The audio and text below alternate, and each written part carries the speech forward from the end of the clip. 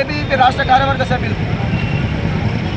నిన్న చూసుకున్నట్లయితే ఈ యొక్క తెలంగాణ రాష్ట్రంలో ఉన్నత విద్యా మండలి కార్యాలయం కూడా అఖిల భారతీయ విద్యార్థి పరిషత్ కార్యకర్తలు విచక్షణ రహితంగా అక్కడ ఉన్న పోలీసులు కానీ ఈ యొక్క రాష్ట్ర ప్రభుత్వం కానీ ఇష్టానుసారంగా విచక్షణ రహితంగా దాడి చేయడం జరిగింది. ఎందుకు దాడి చేసిందంటే అయ్యా రేవంత్ రెడ్డి యొక్క రాష్ట్రంలో డిగ్రీ విద్యార్థులు, ఇంటర్ విద్యార్థులు, పేద బడుగు బలైన వర్గాలకు సంబంధించిన విద్యార్థులందరూ కూడా స్కాలర్షిప్లు, ఫీజు రియంబర్స్మెంట్ రాగా ఈరోజు అస్వస్థలకు గురవుతూ ఉన్నారు, జీవితాలను నాశనం చేసుకుంటూ ఉన్నారు, కూలీ నాలి పని చేసుకొని విద్యకు దూరం అవుతా ఉన్నారు.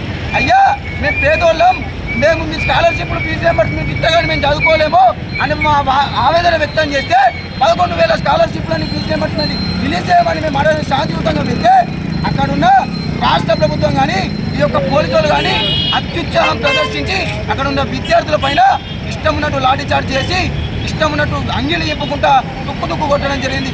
అయ్యా రేవంత్ రెడ్డి ఖబర్దార్, నీ కుళ్ళు ఒకటే మాట చెప్తున్నా, నీ ఉడతా ఉప్పులకి టాటాకి సప్పులకి భయపడ్డాడు ఎవరు లేడు.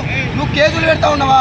అయ్యా మాకు స్కాలర్షిప్ అని అడుగుతుంది కట్టే లాఠీ చార్జీలు చేపిస్తా ఉన్నావా? ఖబర్దార్ బిడ్డ, రేపు మళ్ళీ ఎలక్షన్లు వస్తాయి, నీ నాయకులు కానీ నువ్వు కానీ ఓట్ల గురించి వస్తే చెప్పులతో కొట్టే రోజులు వస్తాయని చెప్పేసి నీకు ఈ మీడియా ముఖంగా చెప్తా ఉన్నా.